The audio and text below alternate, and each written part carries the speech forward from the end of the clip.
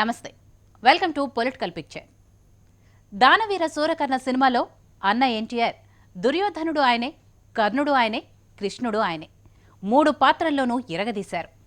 Hero అయినా villain అయినా ఆయన డైలాగుల్లో, ఎక్స్ప్రెషన్స్లో డామినేషన్ ఏమాత్రం తగ్గదు అన్నగారి నటనలో. మనకు రాజకీయాల్లో కూడా అలాంటి డామినేషన్ చూపించేవారు ఒకరున్నారు.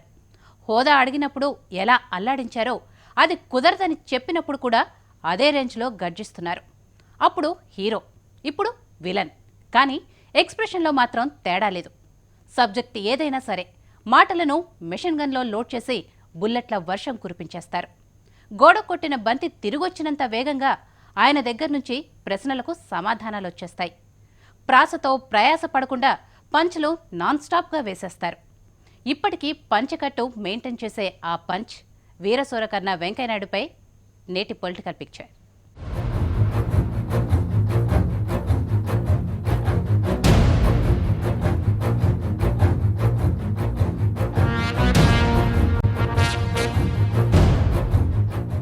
తెలుగు రాష్ట్రాల్లో బీజేపీకి ఇప్పుడు ఆయనే బ్రాండ్ అంబాసిడర్.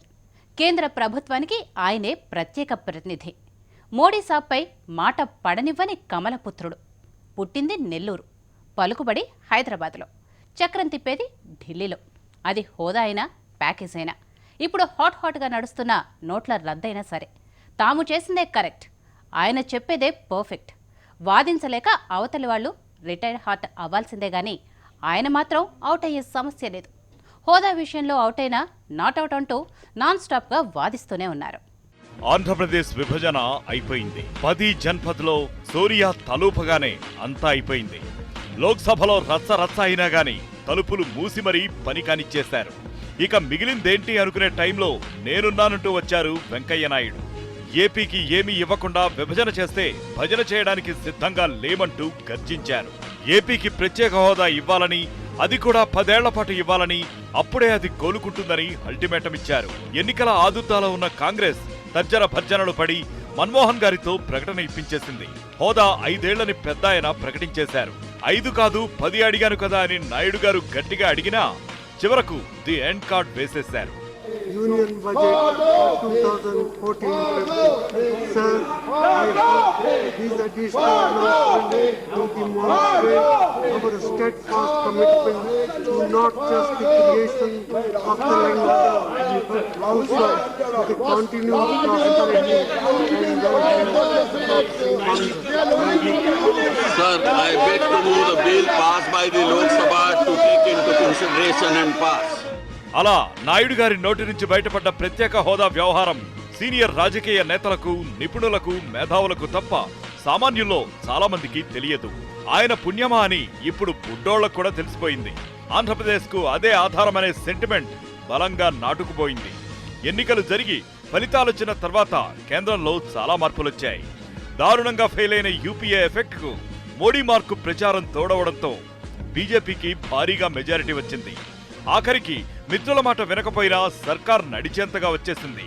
దాంతో కమలనాథుల వ్యూహాలు పదునెక్కిపోయాయి. ప్రణాళికా సంఘం రద్దయిపోయింది. దాని స్థానంలో నీతి ఆయోగ్ వచ్చేసింది. రాష్ట్రాలకు ఏమైనా ఇవ్వాలంటే ప్రణాళికా సంఘం వేసే పంచవర్ష ప్రణాళికలో పేర్కొన్న విధంగా అయిపోయేది. కానీ ఇప్పుడు అలా కుదరదు. నీతి ఆయోగ్ ద్వారా మాత్రమే వెళ్ళాలి. అది ప్రధాని మోడీ చేతిలోనే ఉంటుంది. 14వ ఆర్థిక సంఘం కూడా అదే సమయంలో రిపోర్ట్ ఇచ్చింది. అప్పటి వరకు ఉన్న ప్రత్యేక హోదా అనే ప్రత్యేక ఫెసిలిటీ ఇక చాలు అంది. ఎవరికి ఏం లోటుందో గుర్తించి నిధులు ఇవ్వాలని, ఈ ప్రత్యేకాలు ఏమీ వద్దంది. ఆంధ్రప్రదేశ్ కు కూడా లోటు బడ్జెట్, రాజధాని నిర్మాణాలకు సహాయపడాలని చెప్పేసింది. ఇక అప్పటి నుంచి అసలు కథ మొదలైంది. హోదా ఏమైంది అని అడగడం, చాలా టైం పడుతుందని చెప్పడం మామూలైపోయింది. Have a challenge about the regional disparities, and certain states, certain regions are backward. Then we have demands for creation of new states. We created new states of Chhattisgarh, Jharkhand and Uttarakhand. Subsequently we created Telangana. Then at that time also there was demand that particular region, even I myself standing there in the Lok Sabha sitting here, and then I demanded that Andhra should be given special status because they are losing revenue. Subsequently, number of states are also asking for special status. కేంద్రం పరిశీలిస్తోంది. అది అంత ఏమీ easy కాదని ఇతర రాష్ట్రాలు కూడా కొన్ని డిమాండ్ చేస్తున్నాయంటూ ఆ తర్వాత కాస్తంత స్వరంలో తేడా పెంచారు.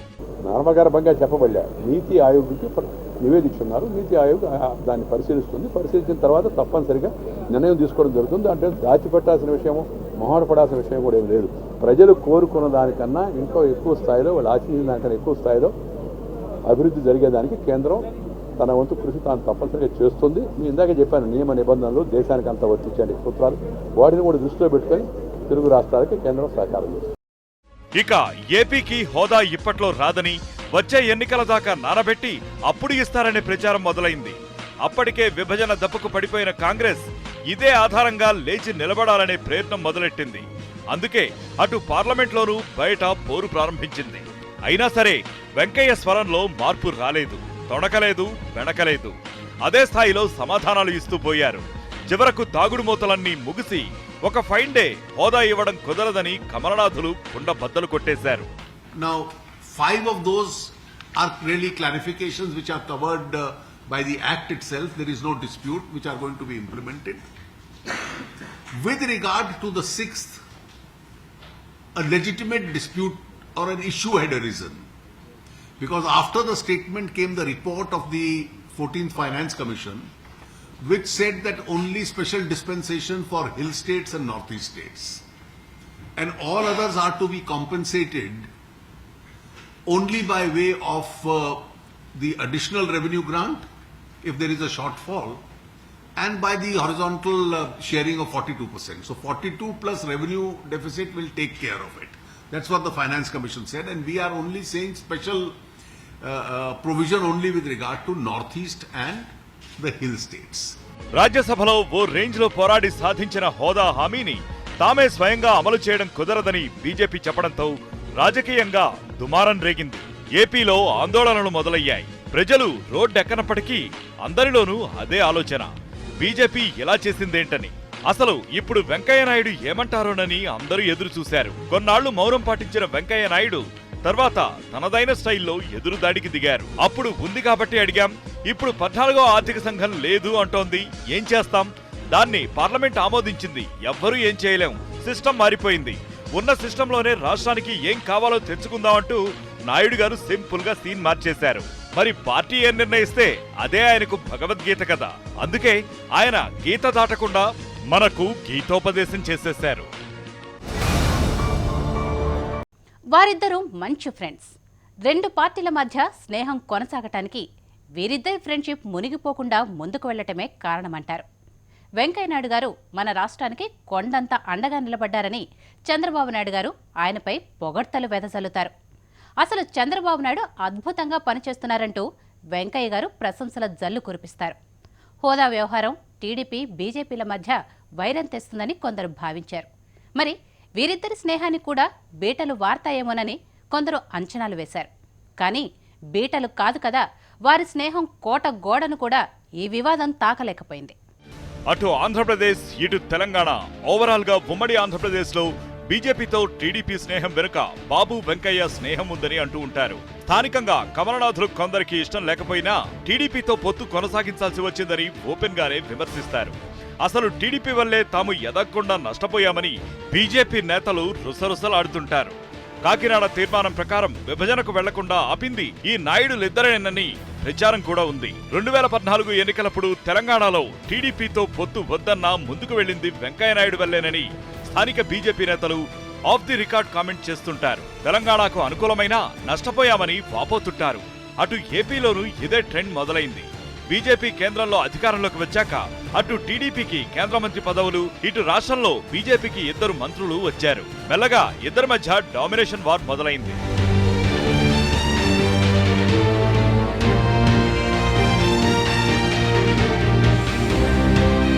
ప్రతిసారి బాబు విభజన కష్టాలతో మొదలెట్టి కేంద్రం నుంచి ఇంకా నిధులు రావాలని చెప్పడం కామన్ అయిపోయింది.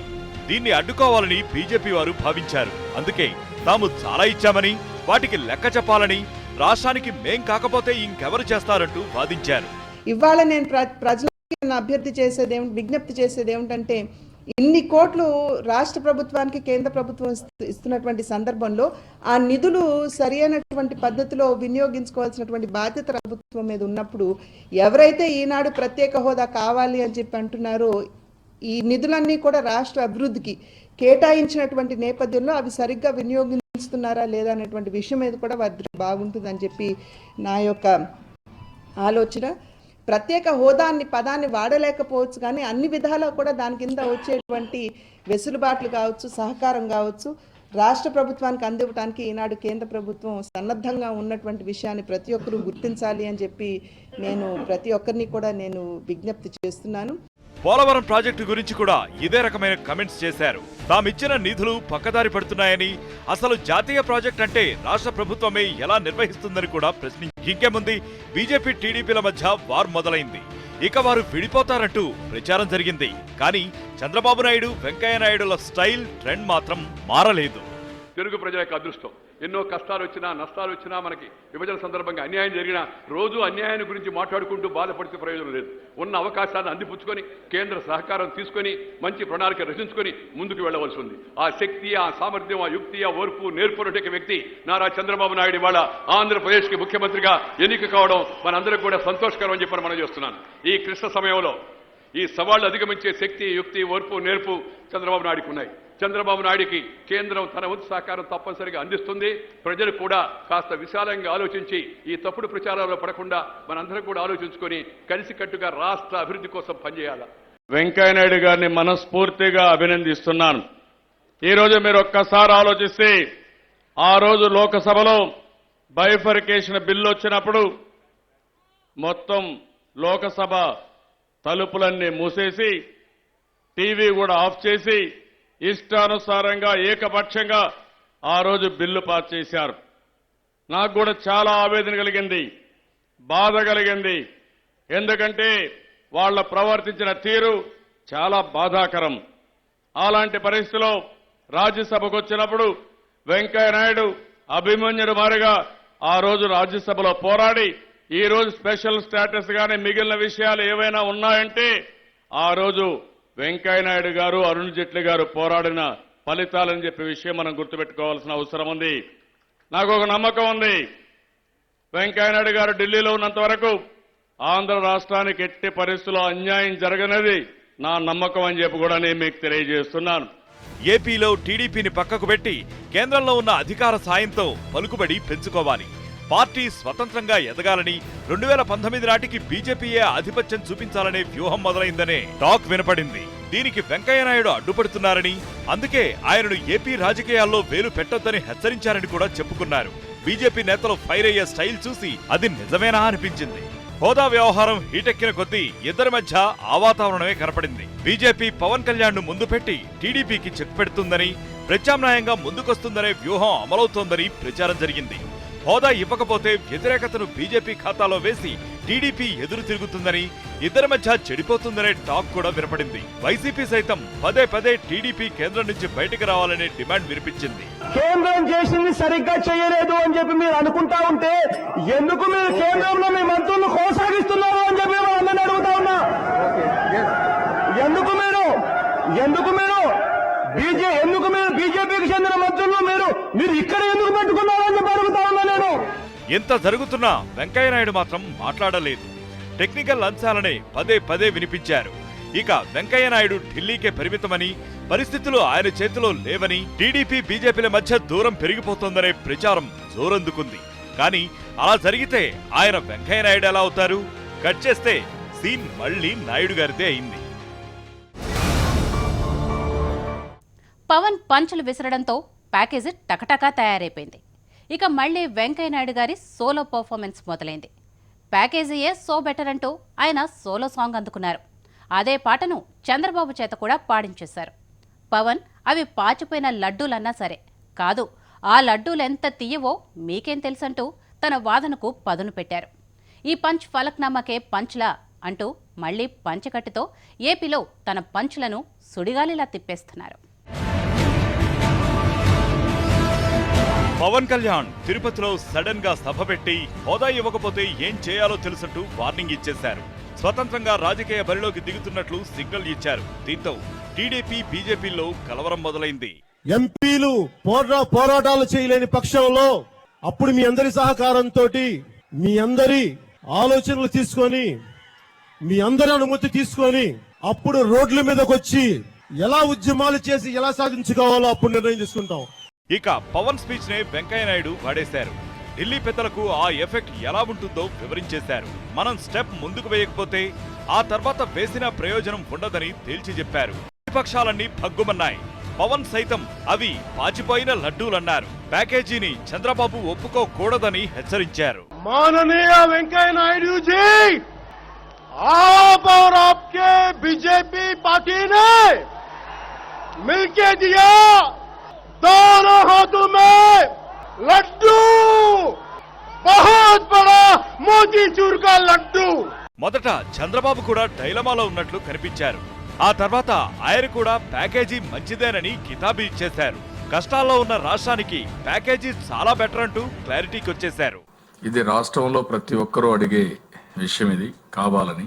అయితే ఈరోజు వారు ఇచ్చిన స్టేట్మెంట్లో ఏదైతే చాలా స్పష్టంగా దీనివల్ల ఏ లాభం అయితే వస్తుందో ఆ ఈక్వల్ అమౌంట్ ఆఫ్ మనీ ఫైనాన్షియల్గా ఎంతైతే వస్తుందో ఆ డబ్బులు రాష్ట్ర ప్రభుత్వానికి ఇస్తాం మేము.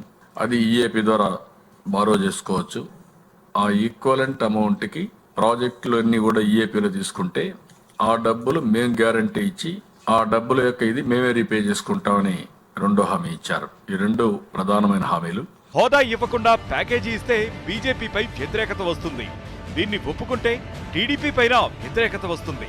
అటు జాతీయంగా హోదా అనేది ఇవ్వకుండా తమ పట్టు పెంచుకునే విధంగా మోడీ సాబ్ కొత్త వ్యూహం పన్నారు. సో అటు మోడీ గారి వ్యూహం దెబ్బతినకూడదు, ఇటు రాష్ట్రంలో పార్టీకి ఎఫెక్ట్ తగలకూడదు, మిత్రుడు చంద్రబాబు ఇబ్బంది పడకూడదు. అందుకే ప్యాకేజీ ఎంత బెటరో చెప్పడానికి వెంకయ్య నాయుడు నడుం కట్టారు. లోకల్ పార్టీ నేతలు, టీడీపీ నేతలు సైతం దాన్ని సమర్థించుకోవడానికి ఇబ్బందులు పడుతూ ఉంటే సింగిల్ గా వెంకయ్య నాయుడు దాన్ని ప్రచారం చేయడం మొదలుపెట్టారు. రాబోయే రోజుల్లో అత్యంత శక్తివంతమైన రాష్ట్రంగా తయారవుతుంది ఆంధ్రప్రదేశ్. అక్షర క్రమంలో కూడా ముందుండడమే కాదు, అభివృద్ధిలో కూడా ముందుంటుందనే విషయంలో ఏమాత్రం అనుమానం లేదు. ఈ శ్రీకాకుళం నుంచి ఇచ్చాపురం వరకు నేషనల్ హైవే, మొత్తం రాష్ట్రానికంతా నేషనల్ హైవే ఉండే రాష్ట్రం దేశంలో ఇంకొకటి లేదు.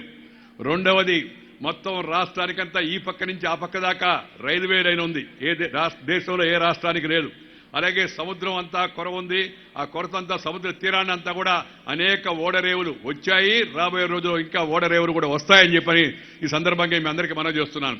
పైగా రాష్ట్రానికి ఎంతో మేలు చేసినట్లు సన్మానాలు కూడా ఏర్పాటు చేయించేశారు. బీజేపీకి కృతజ్ఞతలు చెప్పించుకుంటూ ఆ సన్మాన సభలో వెంకయ్య నాయుడు తన వాగ్దాటితో ఏపీకి ఎంత మేలు చేశామో అంటూ ఉపన్యాసాలు దంచికొడుతున్నారు.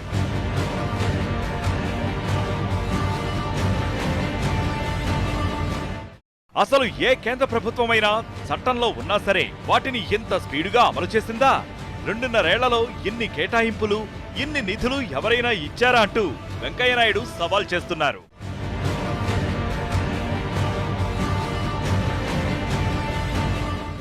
రాజ్యసభలో తానే మొదలెట్టిన హోదా అంశాన్ని తానే ప్యాకేజీగా మార్చి ప్రత్యేక హోదా ఎపిసోడ్ ముగిసిపోయింది. ఇక దాని గురించి మాట్లాడొద్దనే స్టేజికి వెళ్లిపోయారు. Interest of Andhra, we will support the bill without any problem. But 1, 2, 3, 4, 5, 6, as they could not fully understand all the dimensions, then they have deputed the Prime Minister, Sri Manmohan Singh ji, deputed Sri Jairam Ramesh. Sri Jairam Ramesh and myself, we worked on that, we discussed, I have brought certain aspects to his notice. And then some of them were included in the bill, some of them are not included in the bill. So there comes my role. Because the leader of the opposition, JTG, was there, and I am not a representative of Andhra Pradesh. పరిస్థితులు పరిగెత్తిన దారిలో వెళ్లకుండా వాటినే తన దారికి తెచ్చుకోవడానికి వెంకయ్య నాయుడు చేస్తున్న ప్రయత్నం మంచిదో చెడ్డదో తర్వాత సంగతి. అసలు ఇంతటి క్లిష్టమైన రాజకీయ సంక్లిష్టతను సైతం అవలీలగా తన వాక్చాతుర్యంతో తిప్పేస్తున్న వెంకయ్య నాయుడిని చూసి అందరూ ఆశ్చర్యపోతున్నారు. చంద్రబాబు మంచి స్నేహితుడు. బాబుకు ప్రధాన ప్రత్యర్థి జగన్, మరోవైపు బద్ధ శత్రువు కేసీఆర్, ఇప్పుడు కొత్తగా తయారైన ఎనిమి పవన్ కళ్యాణ్.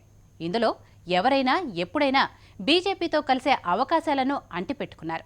చాలా తెలివిగా వారితో క్లాష్ రాకుండా, క్లారిటీ ఇవ్వకుండా వెంకయ్యనాయుడు స్టేట్మెంట్లు ఇస్తుంటారు. ఆయన అభిప్రాయం ఏదైనా సరే పార్టీ వ్యూహానికి తగ్గట్లే మాట్లాడుతుంటారు. అందులో అక్షరం ముక్క కూడా పొరపాటున దారి తప్పదు. తెలంగాణలో టీడీపీ పని దాదాపు అయిపోయిందనే వాతావరణం. కేసీఆర్ చాలా బలంగా ఉన్నారు. సో ఆయన ఎప్పుడు ఎలాగైనా ఉపయోగపడొచ్చు. ఇదే బీజేపీ స్ట్రాటజీ. ఒకవైపు స్థానిక నేతలు కేసీఆర్ పై విరుచుకుపడుతూ ఉంటే, ఇంకోవైపు అమిత్ షా సైతం విమర్శలు కురిపిస్తే వెంకయ్య మాత్రం కేసీఆర్ కు కితాబులిచ్చేశారు. तेलंगाना के मुख्यमंत्री केसीआर को मुक्त दिन मनाने में शर्म आती है मित्रों, शर्म आती है। मैं पूछना चाहता हूं चंद्रशेखर राव जी, किससे डरते हैं आप जो शहीद हो गए मां भारती के लिए, जिन्होंने बलिदान दे दिए? बेरनपल्ली के अंदर जो मारे गए 90 लोग, उनको श्रद्धांजलि देते हुए किसका डर है आपको? టీఆర్ఎస్తో ప్రస్తుతం అయితే పొత్తు లేదు. టీఆర్ఎస్తో మంచిగా ఎందుకున్నామంటే ఏడీఎంకేతో మంచిగా ఉన్నాము, రాష్ట్రాలన్నిటితో మంచిగా ఉండాలి. మా ప్రధానమంత్రి గారు చెప్పారు, కేంద్రం రాష్ట్రం కలిసి టీమిండియా లాగా పనిచేయాలా, అందుకని కలిసి వచ్చే వాళ్ళందరినీ కలుపుకుంటూ ఉండాలని. ఇక్కడ టీఆర్ఎస్ స్థానిక రాజకీయ విభేదాలు ఉన్న కొన్ని విషయాల్లో కేంద్రంతో సహకరిస్తూ ఉంది. కేంద్రం తన యొక్క అయితే దేశమంతా అభివృద్ధి చెందాలనే ఉద్దేశంలో రాజకీయ రంగుతో సంబంధం లేకుండా మేము రాష్ట్ర ప్రభుత్వాలతో సహకరిస్తాం. దానిలో భాగంగానే టీఆర్ఎస్ ప్రభుత్వంతో కూడా సహకరిస్తాం. ఇంకోవైపు పవన్ కళ్యాణ్ సూటిగా వెంకయ్య నాయుడుపైనే టార్గెట్ చేసి డైలాగులు వదిలారు. అయినా సరే పవన్ తో ఎప్పుడైనా అవసరం రావచ్చన్న స్టైల్లో వెంకయ్య స్పందించారు. మేము పరిగణించడమే లేదు, మా పని మేము చేసుకుంటున్నాం. ఆయన సమర్థించాడు, ఎన్నికల ప్రచారం చేశాడు, అది వాస్తవం, సంతోషకరం. ఇవాళ మరి ఆయన లైన్ తీసుకున్నాడు, స్పష్టంగా కూడా చెప్పేశాడు నిన్న. వాళ్ళ నిర్ణయం వాళ్ళది. నేను వ్యక్తిగత విమర్శలకు సమాధానం చెప్పను, వ్యక్తిగతంగా విమర్శించాల్సిన పరిస్థితి ఎందుకు వచ్చిందో కూడా నాకైతే తెలియదు అనుకోండి. నాకు వ్యక్తిగతమైన ఎవరిపైన ద్వేషం లేదు, వారిపైనే కాదు కాంగ్రెస్ వాళ్ళపైన కూడా ద్వేషం లేదు నాకు. జగన్ సైతం తన విమర్శల్లో బాబునే తప్ప కేంద్రాన్ని గాని మోడీని కానీ వెంకయ్య నాయుడిని కానీ ఎప్పుడూ పెద్దగా అనేది ఉండదు. ఇటు వెంకయ్య నాయుడు సైతం జగన్ ని విమర్శించిన దాఖలాలు చాలా తక్కువ. అలా లౌక్యంతో తమ పార్టీ వ్యూహాలను రూపొందించేటప్పుడే కీలక పాత్ర పోషించి అనుకూలంగా చేసుకోవడం, ఆ తర్వాత వాటి అమలును పకడ్బందీగా చేయటం వెంకయ్య నాయుడికి వెన్నతో పెట్టిన విద్య. మోడీ సడన్ గా పెద్ద నోట్లు రద్దు చేశారు. దేశీ బ్లాక్ మనీకి బ్రేక్ వేశారు. కరెన్సీ ఎమర్జెన్సీతో జనం నానా కష్టాలు పడుతున్నారు. ఇక్కడ కూడా మోడీ తరపున సోలో బ్యాట్స్మెన్ వెంకయ్యే. ఆర్థిక మంత్రి అరుణ్ జైట్లీ అయినా తడబడతారేమో కానీ నాయుడు గారు మాత్రం దంచి కొట్టేస్తారు. ఆయన వేసే ప్రశ్నలకు ప్రత్యర్థుల దగ్గర సమాధానాలుండవు. అలా పంచులిస్తారు వెంకయ్య నాయుడు. నోట్ల రద్దుతో కలకలం రేగింది. సామాన్యులు బ్యాంకుల ముందు క్యూ కట్టాల్సి వచ్చింది. ప్రతిపక్షాలు విమర్శలు మొదలుపెట్టాయి. కానీ బీజేపీకి తామేం చేశామో, ఎందుకు చేశామో ఫుల్ క్లారిటీ ఉంది. మోడీకి అది ఎంత పెద్ద ఆయుధమో, దాని ఫలితం ఎలా ఉంటుందో ఇంకా క్లారిటీ ఉంది. కాస్త క్లారిటీ ఉంటేనే దూసుకుపోయే వెంకయ్య నాయుడికి దీన్ని డీల్ చేయడం పెద్ద కష్టమే కాదు మరి. I want to make one point about this war on black money. As an information minister, Prime Minister has given us a 3-line mantra. He said, reform, perform and transform. Swiss బ్యాంకులో డబ్బులు తెస్తానన్నారుగా అని అడిగితే కూడా అది జరగకపోయినా దాని గురించి చాలా గడుసుగా సమాధానమిచ్చారు వెంకయ్య నాయుడు. నోట్ల రద్దు నిర్ణయం రద్దే కాదని, దీనిపై ముందుకే వెళతామని, పార్లమెంట్లో చర్చకు సిద్ధమంటూ సభలో ఏం జరగబోతుందో ముందే క్లారిటీ ఇచ్చేశారు వెంకయ్య నాయుడు. ఈ నిర్ణయాన్ని యావత్తు దేశం స్వాగతిస్తూ ఉంది. కానీ కొంతమంది దీన్ని రాజకీయం చేయడానికి ప్రయత్నం చేస్తూ ఉన్నారు. నేరుగా ప్రత్యక్షంగా దీన్ని ఎదుర్కోలేక సమస్యను పక్కదారి పట్టించేందుకు తప్పుడు ప్రచారము, తప్పుడు ఆరోపణలు చేస్తూ ఉన్నారు. పేద ప్రజల సంక్షేమం కోసం తీసుకోబడిన చర్య ఇది. ఆర్థిక వ్యవస్థను చక్కదిద్దడం కోసం, సంస్కరించుకోవడం కోసం తీసుకోబడిన చర్య ఇది.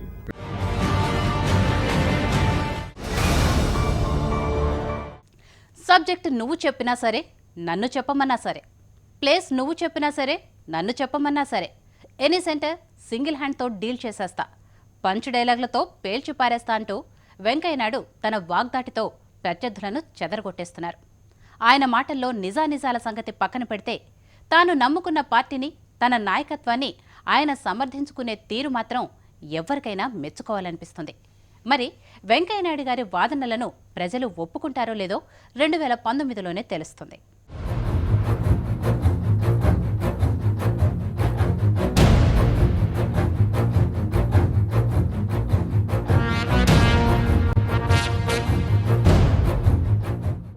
ఇది ఇవాల్టి పొలిటికల్ పిక్చర్. చూస్తూనే ఉండండి HM TV.